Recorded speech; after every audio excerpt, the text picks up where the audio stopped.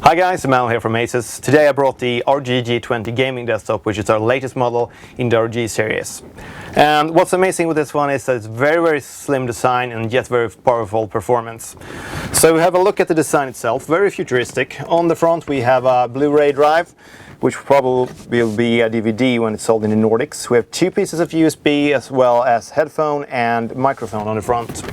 Looking at the back, you can see the graphics card, two pieces of DVI, HDMI, as well as one piece of DisplayPort. 6 pieces of USB, 2 of them USB 3.0, as well as 2 pieces of power connectors, and that's because we have put the power supply externally to fit as much as possible in the computer itself.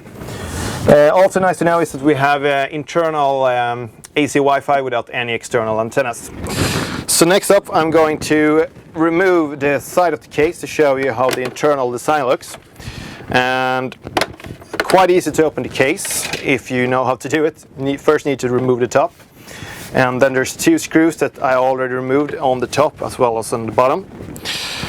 And after that everything is about to remove actually the side of the case.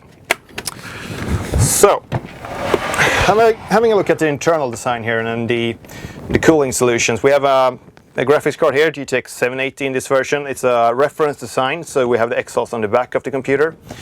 And if we're having a look at the CPU solution, we have 2 fans and we have the exhaust on the top. So this will actually keep a lot of the heat out of the computer. We're using a Kingston SSD, 128 gigabytes, as well as a hard drive that's underneath here with 1 terabyte of storage. Alright, so now I have everything set up. I have started the computer together with the ROG Swift Gaming monitor, and the first thing that I'm thinking about is that the noise level in idle is extremely quiet. You can barely hear anything unless you have to squeeze your ear towards the fans or the exhausts in order to hear anything from the fans. So that's a very nice feature if you have any plans to put it in beside your TV or use SteamOS in the future, for example.